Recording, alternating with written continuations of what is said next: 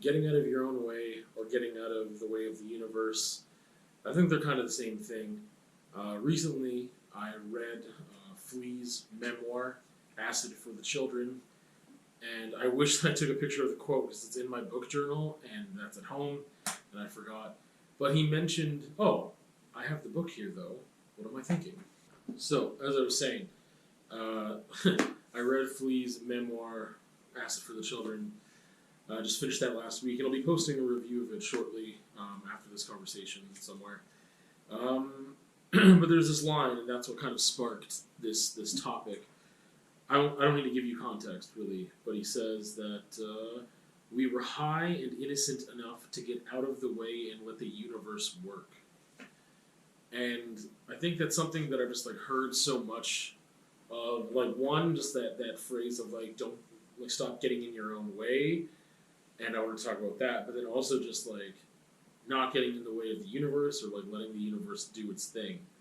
And I think these things are synonymous. I think they're the same thing, really, because I think what's being said is don't self-sabotage is basically what that is. Don't. But this gets more specific with that quote. We were high and innocent enough to. I think they both play a role. And I think that the innocent part is more important than the high part. But depending on the kind of drugs you're doing, I think the innocence comes with that to a degree of ego death and things of that nature with some psychedelics. So if you were already in this more innocent state and just really wanting, just pursuing things with love, right? Then, to me, that's what when he says innocent, I mean, we're talking about right now, they're teenagers, part of that is age and youth. But also, I think that with what he talks about, and again, I'll go into this in more detail in the review of the book, but that innocence factor, and that if you are just acting with love all the time and are an innocent person in that aspect. But I mean, innocence and ignorance sometimes come hand in hand too. You aren't ignorant in the way that the world works, or ignorant in certain things. You haven't been, I don't even know. With innocence, I mean, it doesn't mean that you haven't been hurt, but it means that you're not jaded. It means that you haven't taken that pain and made a choice and decided how you're going to act based off of what you felt, so that maybe you don't feel that way again, or you protect yourself, or you put up walls, right? And I think that obviously you can get hurt by people and feel that pain and process that in a way, but there's still a amount of innocence of I don't know what to do with that, and I'm just gonna keep doing things with love and just working on things instinctually and just being just not making changes because of the pain that you have felt, or that has been done to you, or however you want to word it, and not making changes based on that. It's just I don't even know how to explain it. It's almost like a lack of a defense mechanism is how I would categorize that type of innocence. Almost, of just being wow, that really sucked. I don't know what I did wrong. I'm just doing what I can, and I'm gonna. I guess I don't know how to be, other than who I am. I just don't know how to be, and I think that is the kind of innocence that Flea has. But anyway, getting back to the conversation, I haven't recorded the review yet, so I'm amped and I'm ready to do that, and I don't want to cross over too much. But yeah, getting in your own way and getting in the way of the universe, and I think that. Getting in your own way just means you're self-sabotaging. And I think that you can do that by overanalyzing. I think is most people, when they use that phrase of stop getting in your own way, and it's just hey, well, you expressed that you want to do these things, that your heart desires to do this or do that or whatever, but you are the only reason that you're not doing it. You are getting in your own way. No one else is gatekeeping that opportunity or whatever it is that we're talking about in the specifics, but that you, the individual, are the one who is not letting it happen. That it could happen. It really could if you let it, but you won't let it for again a myriad of reasons, and one of them might be that you are overanalyzing, you're overthinking it. Just do it. Like you're being too cautious. You're too scared. Whatever. And so there's that, and I think that's really simple to understand. But when we talk about like getting in the way of the universe and like what does that mean, right? And I think to me, like I said, I think they're pretty synonymous in that if you believe that the universe is good intentioned, and what does that even mean, the universe? But I just mean like if people think about energy rather than like a deity specifically, or that deity might be just energy in the universe, positive energy, or if you want to call it karma, or just like a balance that has to be somehow created and justified and maintained, and that the universe will balance things and whatever. Man, what was the line again? Now I need to like forgot what page it was. Yeah, we were high and innocent enough to get out of the way and let the universe work. Let the universe work. And I think that it implies that things are best if you let them happen the way they're supposed to happen and don't fight against them. But that also has to acknowledge that the way that things are going, or the way that that things seem to be happening without your influence necessarily, which is also like an impossible feat, I think, that's the way it's supposed to happen. So I think that really what that gets at is acceptance. Is things are happening this way. It doesn't mean that you don't have control of your life to a certain degree, but it also, you have to accept that you don't have control of your life. With little things like, again, I don't remember how many weeks ago it was now, where I had the conversation about, you don't control the speed, you can only control the direction, and having that like car analogy of just like I can't control the people in front of me, and therefore I can't control how fast I can go, but I can choose to change my direction and how I respond to scenarios. But I can't choose what those scenarios are. You can obviously disengage from people. You can choose to walk away. You can put yourself in a better scenario, or like you could try to set yourself up for success by doing certain things. Of course, there's a lot of things you can do and a lot of things you can control, but ultimately there are how many millions of different things that happen in a day that are beyond your line of sight or your ability to control, whether it be the weather or someone else's actions. I guess those are the only two things. There's other people's actions, and then there's the weather. Like, what else is there in life? I feel like the weather is the thing that kind of just happens. I mean, I guess you can't control time either. That's like a constant. But like, yeah, that you have to accept that there are, no matter what you do, you still have to face these other things, and it's better.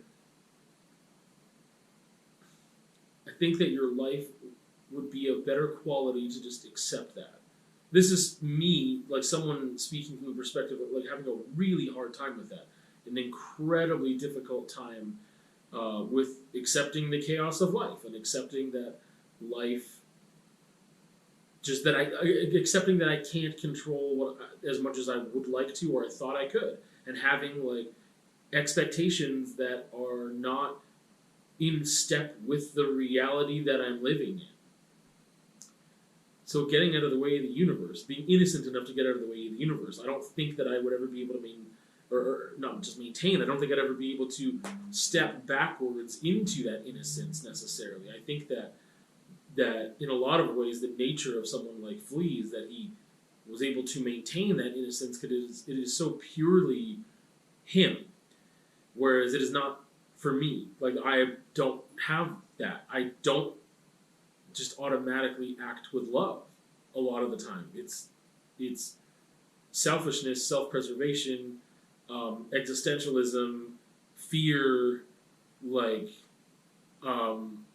it's a lot of things. And I also just don't believe in altruism, but I do think, which seems like it would be a topic for another time for me to figure out, that you can still act with love without altruism.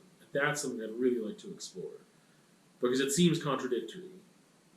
But then again, self-love, like, right? Like, if I'm acting within love of self, and there's so many times that I don't do that, right? I still don't think I can work back to a place of innocence. I think that that is a very special place to be, that a lot of people lose because of who they are and how we exist on this earth and what life is and what life does, and how we respond to that and how things are modeled for us, but also certain things within our nature. And I think that it's incredibly unique and beautiful when there are people that can exist within that innocence for their lifetime and don't lose that. And to work back to that, again, I'd like to spend more time with that notion.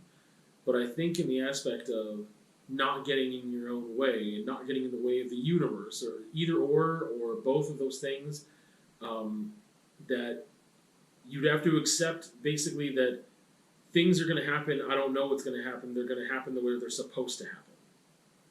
And again, that doesn't mean that you just don't do anything. It means that you roll with everything, that you do what you can to put yourself in the best positions you can, the healthiest and most self-loving, and like actual self-love, not just things that are you want and desire in fleeting moments that are ultimately destructive to you over the long term, but that you set yourself up for a healthy relationship with yourself and others for the long term.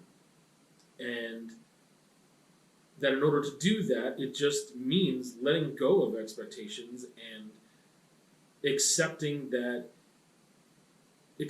change and being willing to be flexible and change and roll with things in a way of just saying, and I think for some people it might be easier, again, to give that up to a deity or just call it the universe and just say, I'm just giving into what the universe wants. The universe wants this. But you have to decide, at least for me, I feel like I have to it is a mental hurdle every single, like, just event has to be, like, evaluated to be like, well, is this the universe telling me I shouldn't do this thing? Is this, it just telling me I need to give up? Or is it giving me a challenge that I need to overcome in order to be the best at this thing I can be? And if I were to give up, like, you know what I mean? Like, playing that game is so difficult. And I guess there has to be a way to work through and just, I think that's where the innocence comes in, and why this is such like just that one line, that very small passage is so powerful and has so much to think about, because, again, almost ignoring the high thing, but just like the innocence factor of just like, hey, well, I'm not going to get in my way of I'm going to make a decision, and this is the best one that I can think of at the time, and that's what I legitimately felt and thought, so I'm not going to blame myself or feel guilt or carry any shame about that. Like, this is what happened, and this is what I'm going to do, and then just moving on. And it's not about making snap decisions. It's just about, at a certain point, you have an instinct or a feeling, again, not overanalyzing, and just being able to say, hey, it makes sense to me, I think, to keep doing this thing. And then when you realize, because inevitably that's going to screw up, inevitably that is not going to work out. But then again, what is working out? What is the end goal? You know what I mean? Like, it's that you don't have one, and everything is process, and you shouldn't have an end goal necessarily. It's like, hey, in my continual quest for happiness and love, and that's all it should be. And that if something, again, then it's a shift in values. Like, in my head, the whole time I'm speaking, for me, I'm thinking about, like, job prospects. I'm thinking about career. I'm thinking about the time and energy and heart that I've put into wanting to be where I want to be, and not being there because of all these other exterior factors. But some of those must be the common factor, which is me, to a degree, right? And I never know which things are exterior factors, which things are me, how much can I change, and then it becomes that thing of like, oh, maybe the universe is telling me that that's not actually what I should be doing, that I should start looking at other options, keeping this one open or doing that. Like, and I have been trying to do that, but I've been doing it like bitterly. I've been doing it. I've tried to be like getting excited about these opportunities and turning that anxiety into excitement for a new life, a new challenge, um, a new way of just I don't know. I don't know how to explain it. I've been trying to just see that change as a positive one that I can roll with, and all these beautiful opportunities that I never realized before could come about. And that's really difficult, and I have to focus on it and really tell myself that it is not my instincts, my nature. It is, to me, I guess that is that. Going back to the quote of just like that is like innocence lost. That is an indicator of that. That I'm not just like, okay, well, I'm just gonna do this now.